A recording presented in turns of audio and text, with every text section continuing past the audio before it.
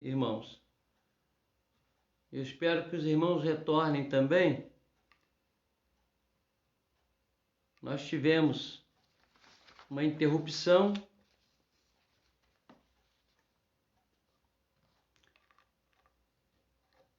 Apesar de tivemos uma interrupção e agora estamos retomando, não é? Com os irmãos que estavam aí conosco.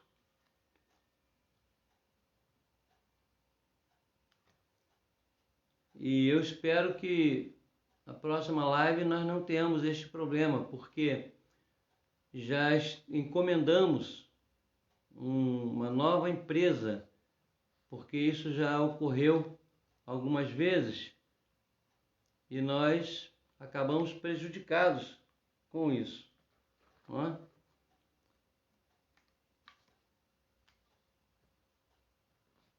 Eu não sei se o número que temos aqui, que eu estou vendo, corresponde à realidade ou se ainda tem outras pessoas que não se conectaram, né? De qualquer maneira, eu quero voltar aqui ao nosso estudo, hoje com a terceira parte, cujo título é Dias de Ventania. Eu quero apenas relembrar com os irmãos aquilo que nós já falamos anteriormente.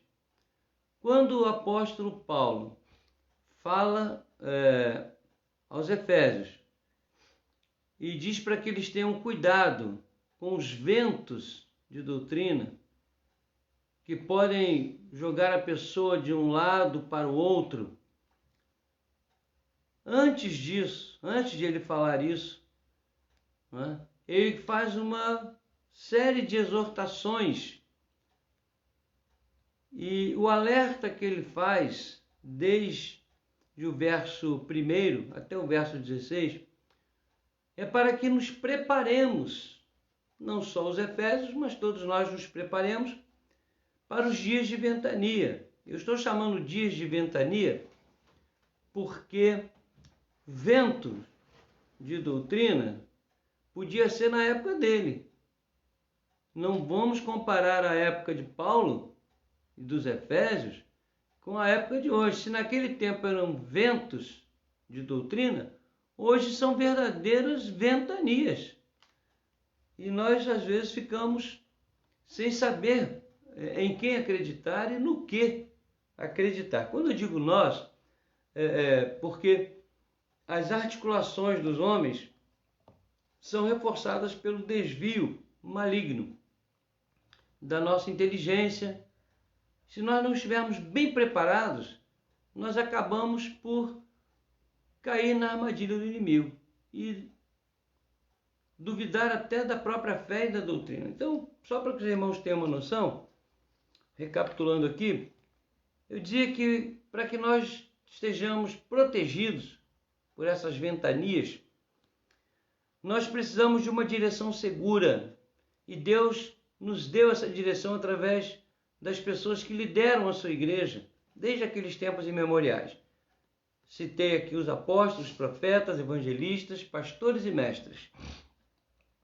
Para evitar essas ventanias que desagregam a igreja e o povo de Deus, precisamos também de aperfeiçoamento. Os santos precisam de aperfeiçoamento.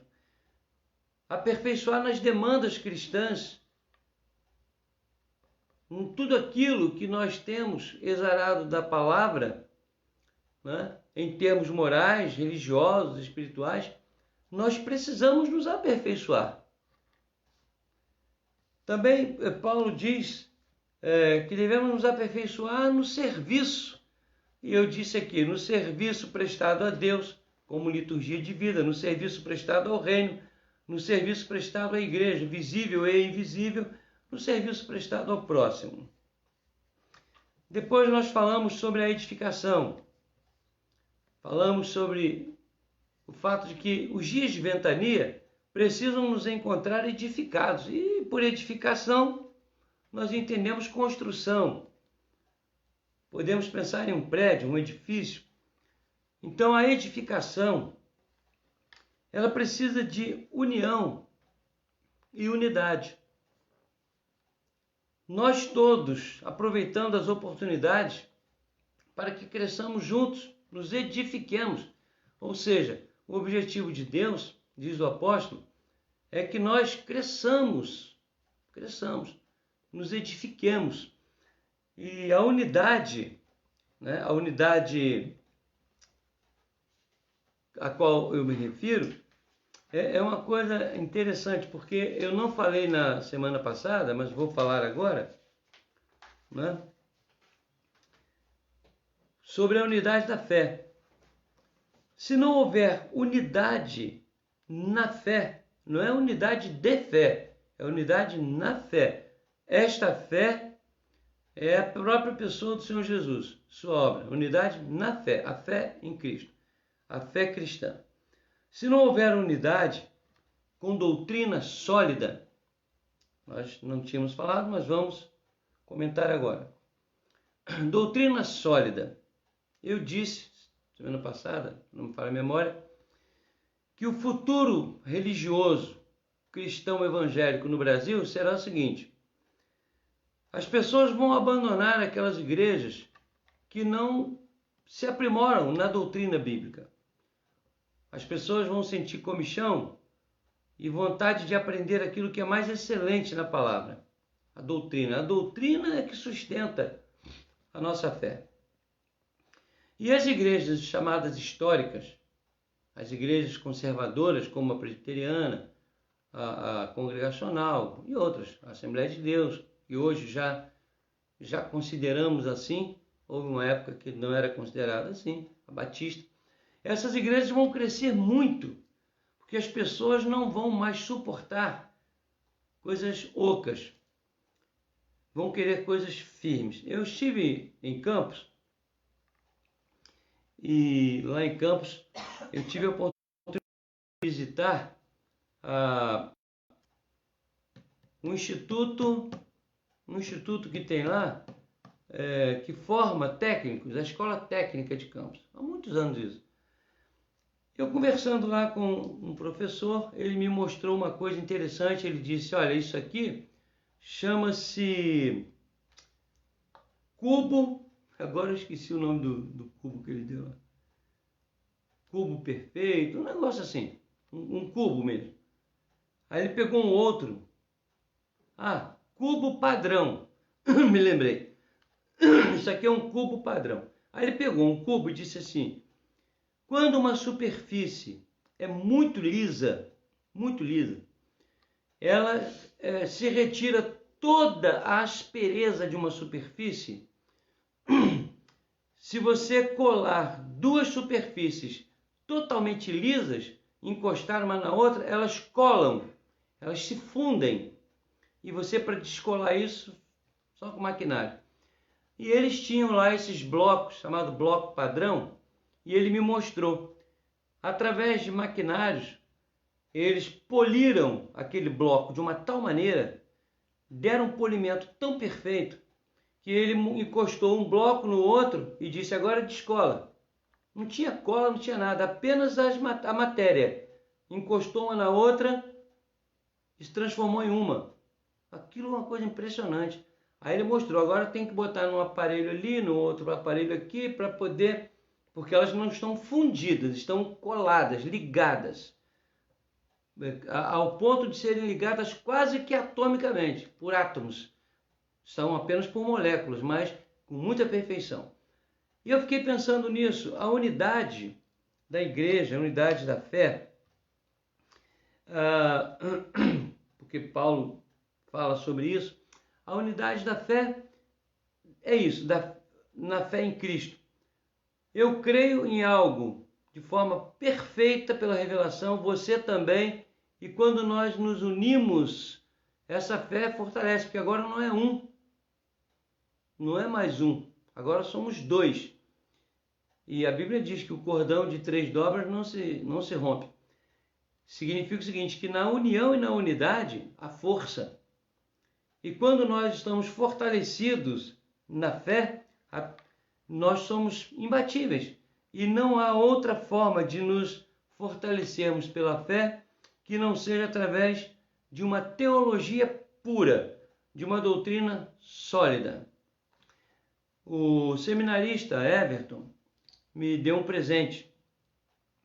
Ele me presenteou com um livro, e o título do livro é Somos Todos Teólogos. É um título provocativo, um título para provocar um raciocínio, uma análise, mas o autor do livro, pelo conteúdo que eu vi, né, ele, e também pelo conhecimento que eu tenho, ele cometeu um grave erro. Nós não somos todos teólogos, não. Se nós todos fôssemos teólogos, nós não precisaríamos de teólogos. Certo? Filosofia pura. A verdade é que ser teólogo é algo muito sublime, desde que esse teólogo esteja voltado para a fé real na pessoa de Cristo e ministrada por Deus em sua palavra. Não é unidade de fé, unidade de fé. Uma pessoa tem fé em Buda, a outra também tem, então isso é uma unidade de fé. Eles creem na mesma coisa. Agora, ou outros exemplos. Mas a unidade na fé é a unidade em Cristo. E esta unidade da igreja em Cristo é que fortalece a igreja e não permite que ela seja jogada de um lado para o outro por ventos de doutrinas e ideologias e filosofias que na maioria das vezes são até satânicas.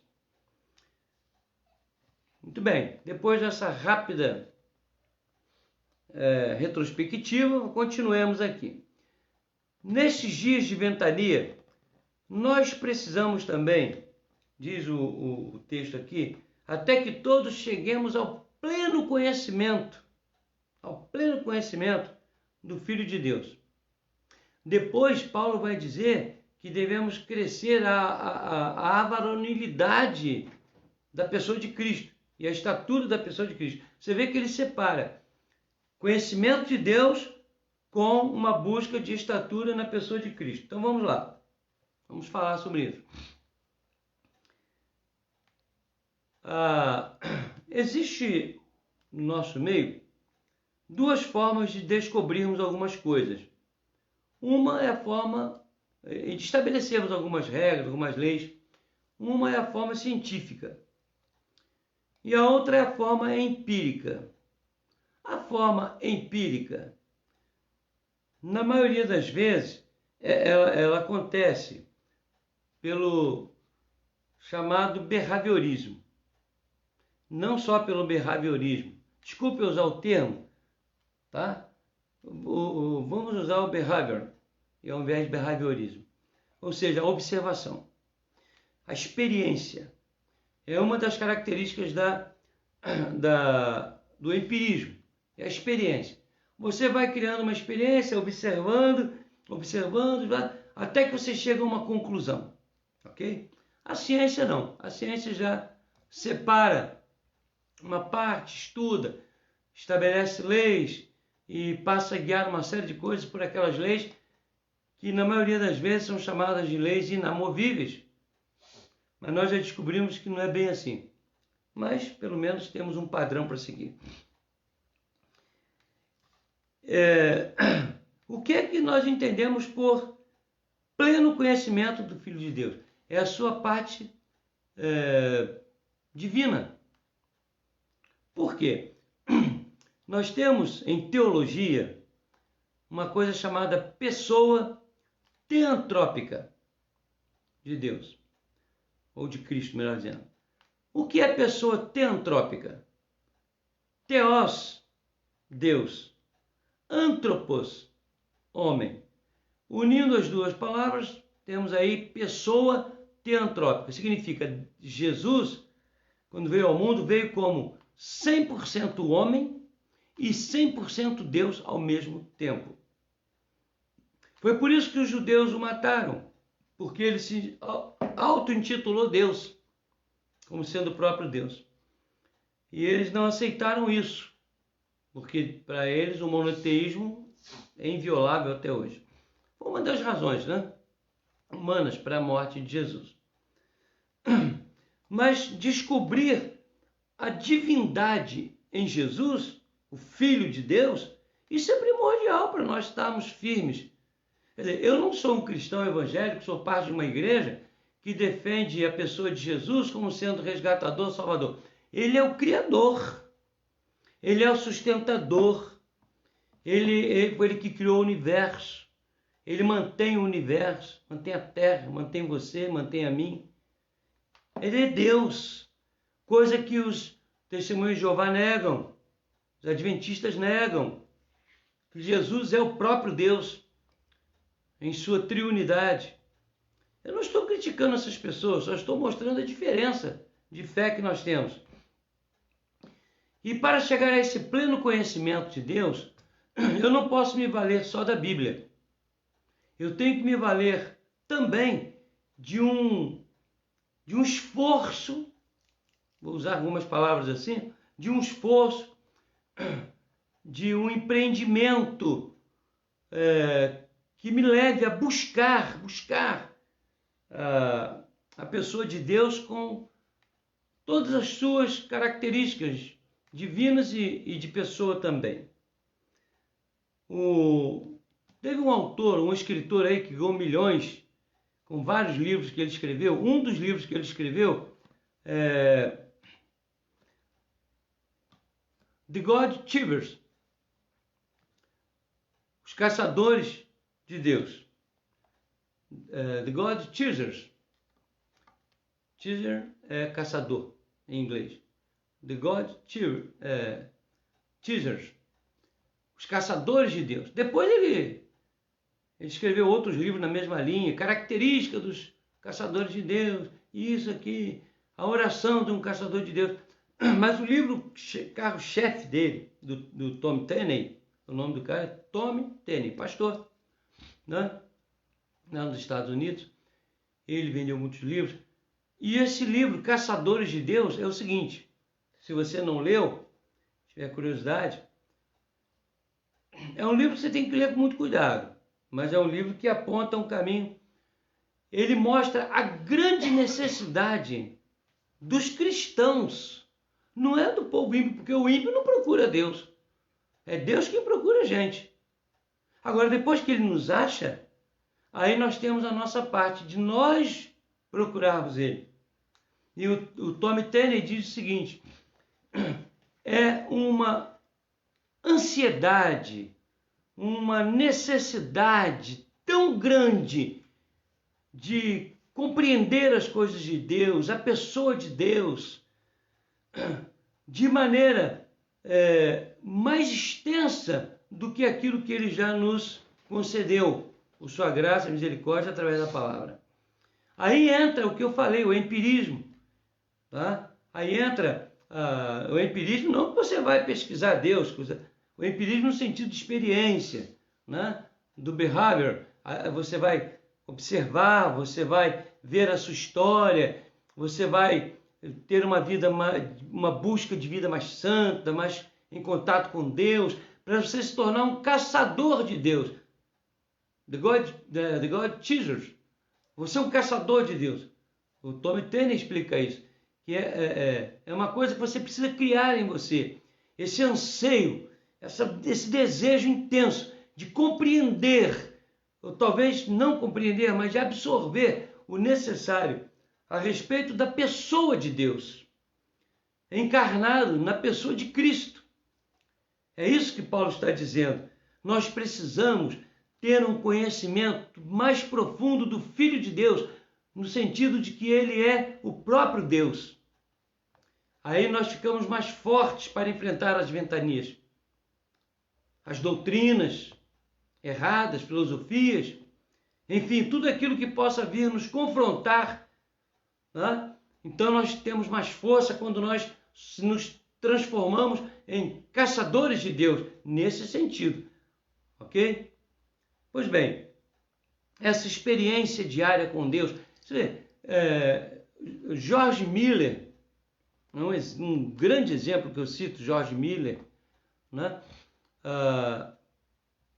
Aquela obra maravilhosa, tomando conta de tantos órfãos, mais de 2.000 órfãos, milhares de órfãos, estendeu a sua ação por centenas de lugares, gerando centenas de abrigos para meninos. Nunca pedi nada a homem nenhum.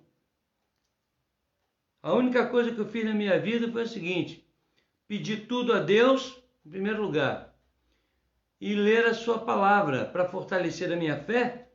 Eu conheço a Bíblia que fala sobre Deus, mas eu também conheço Deus sobre o qual a Bíblia fala. Olha a ousadia dele, a ousadia correta. Eu conheço o Deus sobre o qual a Bíblia fala. Não, eu conheço a Bíblia que fala sobre Deus. Ele já tinha lido nessa época mais de 150 vezes a Bíblia toda, muitas vezes de joelhos. Eu conheço a Bíblia que fala de Deus, sobre Deus, mas eu também conheço o Deus sobre o qual a Bíblia fala. Eu acho que é isso que nós precisamos desenvolver em nossa vida, né? Nesse mundo pragmático, esse mundo de relativista que nós estamos vivendo, né? Então, para suportar esses dias de ventania, precisamos de um pleno conhecimento do Filho de Deus, né? Mas ainda há mais coisas aqui.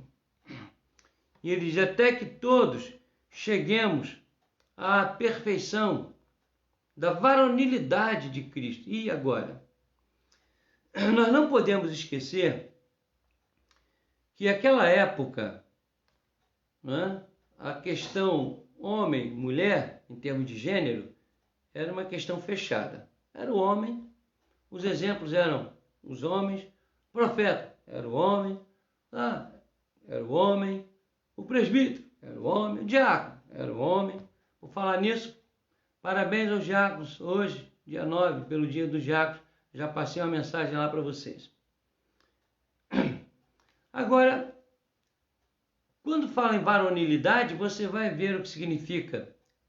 Varonilidade vem de varonil, né? Substantivo varonil. E varonil significa postura de homem, postura firme de homem. Agora, como nós sabemos que o objetivo ali não era menosprezar as mulheres, mas o homem aqui no sentido genérico, nós temos certeza disso. Nós temos certeza também que atingir a varonilidade de Cristo, né? Essa perfeição da varonilidade de Cristo, significa alcançar aquilo que ele alcançou como homem, aquilo que ele ensinou como homem, aquilo que ele projetou como homem. E a Bíblia diz que só existiram 2 homens perfeitos. Um foi Adão, antes de pecar, e o outro Jesus. E a Bíblia diz que o pecado entrou no mundo por um homem, e só por um homem poderia sair. Um homem que era santo, perfeito, pecou, aí entrou o pecado. Um outro homem perfeito que resistisse ao pecado, vencesse a tentação e se tornasse o Salvador. E foi Jesus. Não significa que o que Jesus fez como homem é impossível de fazermos também. É difícil. Ele próprio diz assim: eu vou para o Pai, mas vós fareis coisas maiores do que as que eu faço. Isso é interessante demais. Não que a gente vai sair por aí fazendo milagre, transformando água em vinho, ressuscitando pessoas, mas todos aqueles ensinos, toda aquela vida de Jesus, de oração, de devoção, de ajuda e amor ao próximo, né, de submissão, tudo aquilo que formava o Jesus varonil, né, é isso que nós precisamos alcançar, buscar no homem Jesus, no Jesus homem. E nós precisamos de unidade para isso, precisamos estar juntos como igreja. Tem surgido uma discussão aí muito grande a respeito dos chamados desigrejados. Isso é um tema, até nós conversamos sobre esse tema há uns dias atrás aí sob a tutela do Neskens, né? várias pessoas deram suas opiniões, a Fernanda, eu dei, o povo que estava lá, sobre os desigrejados. E a conclusão, eu me lembro que o presbítero Neskin estava concluindo o seguinte, e eu botei até embaixo, concordo contigo em gênero, número e grau, é de que é impossível para um cristão verdadeiro viver sem a igreja. E outra, um assunto que surgiu lá, que eu não quero me alongar nele, mas assim, a salvação é através da igreja. Aqueles que não amam a igreja é porque não têm prazer na salvação em Cristo. Eu entendi bem a colocação que algumas religiões vinculam a salvação a estar presente na igreja, a participar de uma igreja organização. Não é isso que nós estamos falando, e nem que o grupo falou naquele dia. A questão aí é a seguinte: a igreja é invisível, mas que está dentro da igreja visível. E quando Jesus conversou com Pedro em Mateus capítulo 16, ele disse que sobre ele próprio, ele edificaria a sua igreja. E a gente observa nos escritos de Paulo a defesa que ele faz da igreja organização, ao lado da igreja organismo. Mas ele, muito atento, exigiu que vários pseudo-cristãos fossem tirados do meio da igreja visível, porque eles não eram da igreja invisível. E isso fica muito claro quando essas pessoas vivem de maneira totalmente à parte daquilo que a Bíblia ensina. Então, chegar a essa varonilidade é uma obrigação de todos. E como fazer isso? Eu fico impressionado com o que os desigrejados falam. Como é que nós vamos cumprir Efésios capítulo 4 se não estivermos juntos? Não, como é que eu vou fazer? Eu tenho que sair catando, você é crente, você é evangélico, você crê em Deus, você crê em Jesus, nós temos que crescer juntos. Só existe uma maneira de fazer isso. É através dos grupos, através da união de setores do organismo vivo, igreja, que é Cristo, mas dentro da organização, questão de lógica. E assim, nós entendemos o que seja essa varonilidade, a compreensão das coisas de Deus em Cristo, trazidas a nós pelo homem. E ele diz uma coisa muito interessante. Ele diz assim: sede santos, porque eu sou santo. Aí se você estiver achando, não, mas é impossível chegar a essa varonilidade. Tá bom, querido. Deixa eu lembrar para você o que é que Paulo diz. Já não sou eu quem vivo, mas Cristo que vive em mim. E outro texto que ele fala assim: sede meus imitadores, como eu sou de Cristo. Ou seja, assim como eu me tornei varonil, e por essa varonilidade eu estou chegando à perfeição, não julgo tê-lo alcançado, mas ao final da vida dele ele diz assim: combati o bom combate, completei a carreira e guardei a fé. Agora vou receber meu prêmio, a coroa que está preparada para mim. Ele seguiu os passos de Jesus.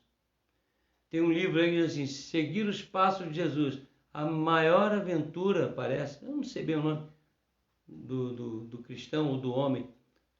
É possível. Se Jesus disse: sede santos como eu sou santo, Paulo disse: sede meus imitadores como eu sou de Cristo, dentro daquela faceta humana, varonilidade da pessoa de Cristo, nós podemos buscar essa perfeição, seguindo seus ensinamentos, alcançando aquilo que ele alcançou como homem. É possível. E você tem que lutar por isso. Eu tenho que lutar por isso. Continuando, para suportarmos esses dias de ventania, nós precisamos crescer juntos. Ele diz, para a edificação do corpo de Cristo. Ele fala isso. Temos que crescer juntos, até que todos cheguemos à varonilidade de Cristo. Agora, eu me lembro que eu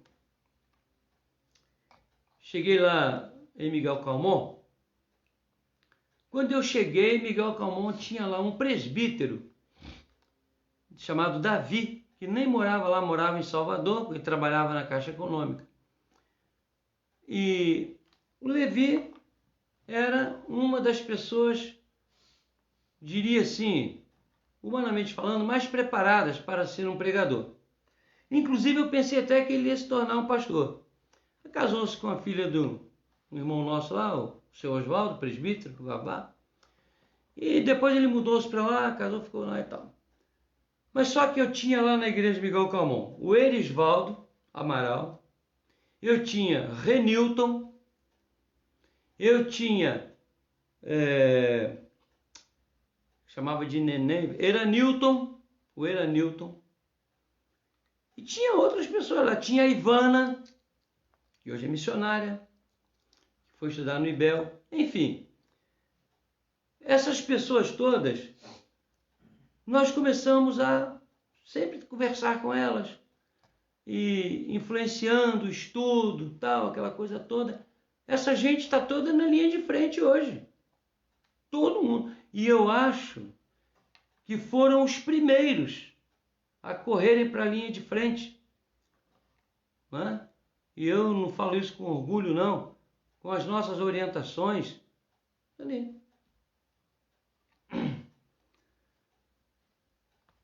Pessoas fazendo faculdade. Cheguei na cidade de Campos, influenciei muita gente a fazer faculdade, estudar. Cheguei na cidade de Barra Mansa, perdi o número de pessoas que hoje estão lá formadas, e eu sempre bati nessa tecla. Tem que estudar, tem que se formar na área social. Sempre procuramos fazer trabalho com as famílias. Por quê? Não há como você crescer junto em tudo se você não aplicar algumas regras. Lá em Ipatinga, em Minas, peguei um rapaz, bati pesado com ele, até que hoje ele é médico. Lá em Miguel Calmon tem uma menina que era minha aluna, ela não é crente. Ela falou assim, eu queria ser juíza. Falei, você não vai ser se você não quiser. Conversei muito com essa moça. Hoje essa moça, ela não é juíza, mas ela é médica. Tem lá em Ipatinga 2 meninas que são advogadas. Tudo nossa lá, cria nossa lá. Muita gente, eu sempre incentivei. Aqui na igreja de Maricá, quando eu cheguei aqui, tinha uma pessoa fazendo faculdade. Hoje nós temos até doutor, já com pós-doutorado. A igreja está cheia de pessoas com capacidade. Mas sabe o que me encanta na nossa igreja aqui em Maricá? É que nós temos aqui um grupo muito grande de pessoas que lutaram socialmente, estão alcançando, e outros que estão lutando, tanto na área social como na área religiosa. Daqui já saiu o pastor Roberto, está saindo agora o pastor Everton, Francisco está no seminário, já está listado lá, já está matriculado. Seminarista e presbítero Inácio. Estão percebendo? É necessário que a igreja cresça junto em todas as coisas, o máximo possível, na área social, na área familiar, famílias fortalecidas. Essa semana eu recebi, semana passada, eu recebi aqui semana retrasada, um vídeo de um moço chamado Amarildo. Botou ele e a esposa, ela no casamento. Pastor, o senhor lembra de mim? Eu disse, lembro. Pois é, já estão, parece que com 16 ou 18 anos, já casados, felizes da vida, pelas orientações, por tudo. O matrimônio, celebramos o matrimônio de Léia e José Luiz, 54 anos. É assim que a gente cresce e precisa crescer para suportar as ventanias. Área social, área familiar, área ética, área estudantil e profissional, área religiosa, área espiritual. Se nós não buscarmos alcançar essas coisas, nós não vamos ter força na hora da ventania. A ventania vai nos jogar de um lado para o outro. E a igreja é um elemento fundamental para produzir tudo isso em nossa vida. Tudo isso é nossa vida. Eu tenho N histórias sobre isso. Pessoas que antes não tinham absolutamente nada, não tinham incentivo, em tantos lugares, achavam que jamais iriam conseguir construir a sua vida, mas ficaram firmes na igreja, com os irmãos e com Deus, e hoje são pessoas maravilhosas, com todas essas conquistas. É algo extraordinário, meus irmãos. Nós precisamos crescer juntos em tudo, diz o texto, para chegarmos à varonilidade, à perfeita estatura de Cristo. A perfeita estatura de Cristo. Cristo quer que nós sejamos bons cristãos, bons profissionais, tenhamos cultura, condições. Afinal de contas, Deus escolheu para ser o grande apóstolo dos gentios, depois de Pedro, que foi chamado apóstolo dos gentios, mas o grande apóstolo dos gentios, teólogo, que fez uma obra fantástica, foi um homem chamado Saulo, a quem Jesus colocou o nome de Paulo, e ele disse de si mesmo: eu estudei aos pés de Gamaliel. Era o mesmo que dizia assim: eu era aluno de Harvard. É verdade. Uma das universidades mais famosas do mundo, a MIT, o MTI, tanto faz, Massachusetts. Enfim, Deus quer que nós sejamos luz no mundo. E não há como fazer isso se não lutarmos por uma vida espiritual, religiosa, ilibada, e em todos os níveis. Homens e mulheres que se dizem cristãos, mas que têm uma vida familiar toda estragada, toda arrebentada. Que luz vai ser isso? Que sal vai ser isso? E que edificação vai produzir na vida dos outros? Não vai. E os irmãos que entram na igreja têm que fazer igual Francisco, igual Inácio, igual Everton, igual Roberto, igual Nesques. Homens e mulheres que nós temos nas igrejas que lutam por aprender mais e mais e mais e mais. Não dependendo apenas das mensagens pastorais ou dos conselhos, dos estudos, da escola dominical, mas que tem esse desejo, a minha alma anseia, como nós lemos aqui, por Deus como terra ressecada. É assim. Deus nos quer pessoas de sabedoria para dirigir a nossa sociedade. Olha aí o exemplo do pastor André, ministro da Justiça. Olha aí o exemplo do pastor Milton Ribeiro, cotado para ministro da Educação. É algo extraordinário, meus irmãos. Não só os presbiterianos, mas de outras religiões, homens e mulheres estudiosos, né? Nós vemos tanto disso. Portanto, queridos, dificilmente nós vamos suportar as ventanias contrárias se não nos esmerarmos nestas coisas. Por fim, o texto aqui de Efésios 4, que nós lemos até o verso 16, nos diz que nós precisamos viver como organismo e não como organização apenas. Igrejas que se tornaram empresas, líderes que se preocupam com o dinheiro arrecadado, líderes que não se preocupam em produzir sentimento de organismo, características de organismo na sua comunidade, mas apenas de organização, estão fadados a serem seriamente cobrados por Deus. Nós temos que ser um organismo. Eu sempre disse aqui na minha igreja, nós precisamos entender que somos uma família. Eu não posso me assentar na minha mesa para almoçar se eu souber que tem um irmão que não tem o alimento. Eu não posso ficar tranquilo na minha casa sabendo que tem um irmão, uma irmã cuja casa não é digna para ele morar. Né? E Deus tem nos dado a bênção de corrigir essas coisas.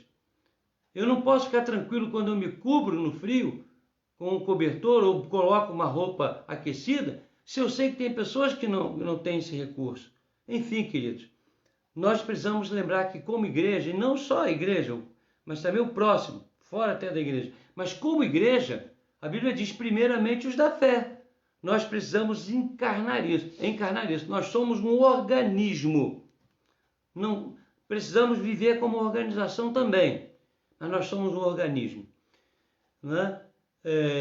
Como lá em Atos 2, ninguém tinha nada como seu. Era tudo colocado diante de Deus.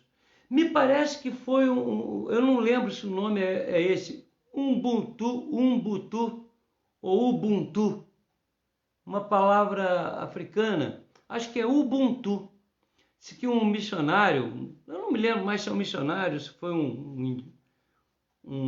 alguém que estava lá nessa tribo, que pegou uma tigela, um monte de doce, alguma coisa assim, colocou lá longe, reuniu a criançada toda, um monte de crianças, umas 20 lá, não sei, e disse: olha, vamos fazer uma brincadeira, quem chegar primeiro pega o que puder lá. E aí as crianças começaram a andar. Aí ele olhou para as crianças, todas elas de braços dados, andando, juntinhos. Quando chegaram lá na tigela de guloseima, cada um pegou uma, um deu para o outro e tal, dividiram aquilo tudo. Aí ele disse: mas o que é isso? Um dos líderes da tribo disse assim: é o Ubuntu. Eu não me lembro se é Ubuntu ou Umbutu. É Ubuntu. Isso é Ubuntu. Ele: mas o que significa isso? É que aqui ninguém tem nada seu, exclusivo, próprio. Ninguém aqui pega nada exclusivamente só para si. Aqui tudo é de todos. E eles foram juntos porque havia lá umas guloseimas, mas eles não fazem isso sem que o seu irmão participe também. Isso é um organismo. A palavra é Ubuntu mesmo, é Ubuntu. Nós temos que viver o Ubuntu na nossa vida cristã. O que eu tenho não é meu, eu sou mordomo. O que você tem não é seu, você é mordomo. Não apenas para os irmãos em Cristo, mas para todos que precisarem. Aí está a força da coisa. Nós precisamos viver, aprender a viver mais. A minha igreja aqui em Maricá, a nossa igreja, graças a Deus já vive isso muito bem. Mas tem um ditado que nada é tão bom que não possa melhorar. Então vamos melhorar mais e mais. Vamos viver o Ubuntu entre nós. Alegrar com os que se alegram, chorar com os que choram, sofrer com os que sofrem. Isso é igreja, isso é organismo. E igreja que vive assim, pode vir o temporal que quiser, não vai destruí-la, porque ela vai estar firme. Bom, acho que nós conseguimos terminar. Eu quero recapitular com os irmãos. Para enfrentar os dias de ventania, principalmente de doutrinas espúrias, filosofias enganosas, ideologias, sejam religiosas ou não, nesses dias tão difíceis, nós precisamos de direção segura através dos líderes que Deus tem nos dado, líderes santos, e ouvi-los. Precisamos de aperfeiçoamento em nossa vida cristã. Precisamos de viver uma vida de serviço, uma liturgia de vida diante de Deus, diante da igreja, diante dos homens. Precisamos nos edificar uns aos outros. Eu ajudo você a crescer, você me ajuda a crescer, e nós vamos nos edificando usando palavras abençoadas, tomando atitudes que abençoam e não que amaldiçoam. Eu estou cansado de ouvir membros de igreja falando bobagem, amaldiçoando o irmão e usando a boca de maneira errada, se autocondenando pelo uso da língua. Nós precisamos de unidade na fé. Não é unidade de fé, é na fé, unidade em Cristo, a fé em Cristo. Precisamos de um pleno conhecimento do Filho de Deus, ou seja, os aspectos divinos de Jesus, para que nós não desmaiemos em nossas almas quando nós estivermos dizendo que defendemos a fé em Cristo, mas existe uma situação qualquer e a gente costuma dissociar Cristo de Deus. Não, é o próprio Deus. Ele é divino. Nós precisamos também crescer juntos em tudo, como organismo para a glória de Deus. Se nós fizermos isso, com certeza nós vamos estar tão fortes que nenhum vento vai nos jogar para lá e para cá. Seja do que for. Seja vento de doutrina, ventos de ideologia, ventos de conceitos, ventos sociais, de imoralidade. O nosso mundo está difícil para se viver de forma nobre, uma moral ilibada, mas se nós estivermos firmes, como nós falamos aqui, nessas 3 palestras, tudo isso virá, vai nos encontrar firmes, ancorados em Jesus. E aí nada vai nos destruir. Lembrando aqui que quem constrói sobre a areia, a procela vem e destrói. Mas quem constrói e edifica em cima de Jesus, a rocha, pode acontecer o que for. Nada vai abalar essa edificação. Amém? E Deus assim nos abençoe. Nós queremos aqui, eu não sei se temos mais algum pedido de oração. Se surgiram aqui, bom, surgiu pelo menos... Sim, eu conversei hoje com a Simone e eu tenho aqui um pedido dela e pede oração pela sogra da sua filha, que está na UTI. Ela disse que o genro dela está muito abalado, né? Então pede que nós oremos pela sogra da sua filha, a mãe do esposo dela. E ele está muito abalado, ela falou isso. Ele é um menino sensacional.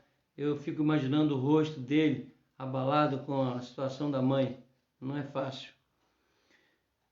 Bom, quero dar aqui um alô e agradecer a algumas pessoas, além dos nossos irmãos que estão conosco. O Sérgio Cardoso, o diácono Sérgio, né? A Rosemary Ribeiro.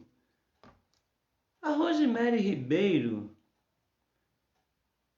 não, desculpem, eu pensei em outra Rosemary aqui, desculpa. A Rosemary Ribeiro, a irmã Elza Amaral. Ô Elza, Rogel mandou umas filmagens para mim lá da fazenda e da Emily, ordenhando as vacas lá. Eu fiquei muito feliz, eu tenho conversado muito com o Rogel, né? A gente tem batido um papo aí, passado vídeo para lá, vídeo para cá, viu Elza? Um abraço na turma aí.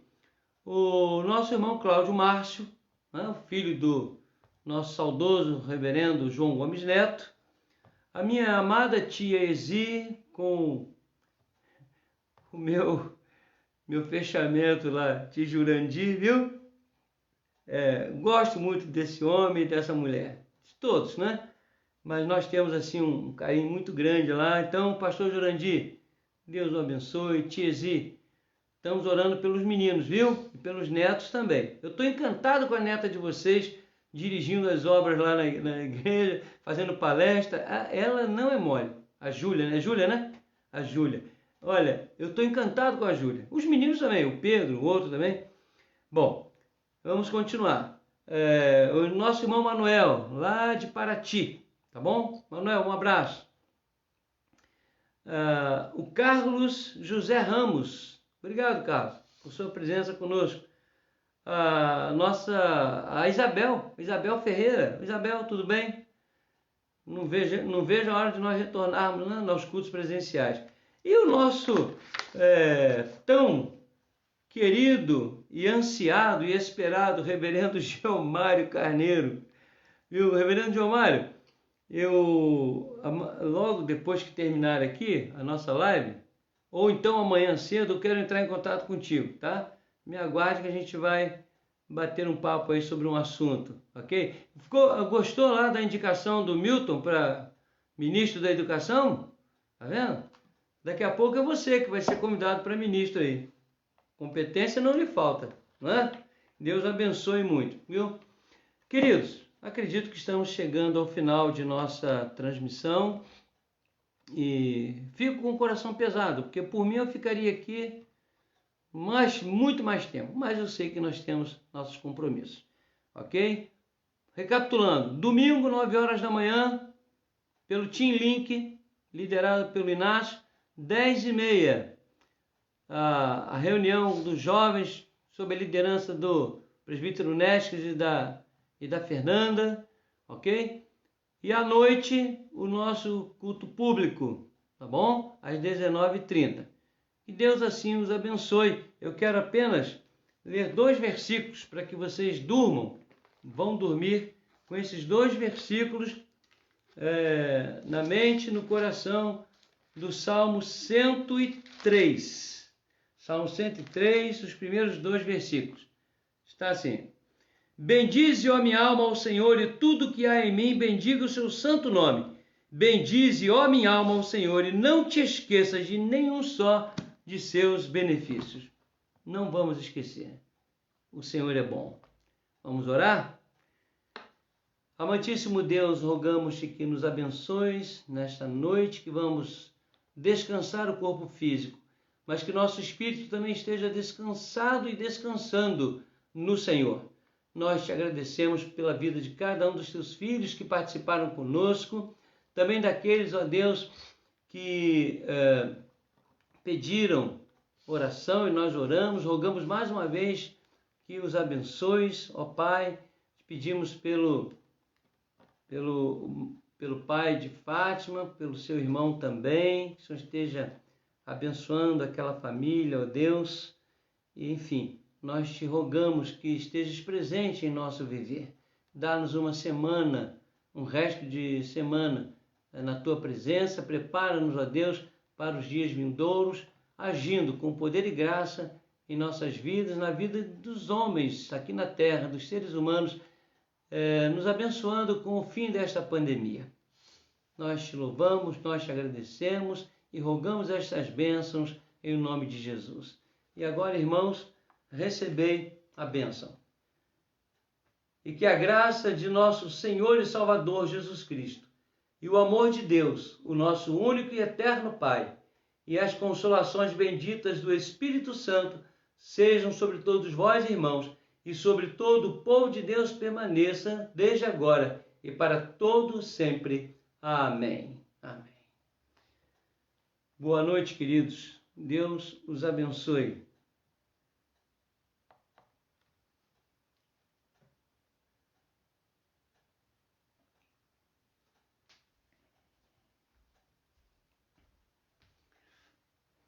Meu Pai.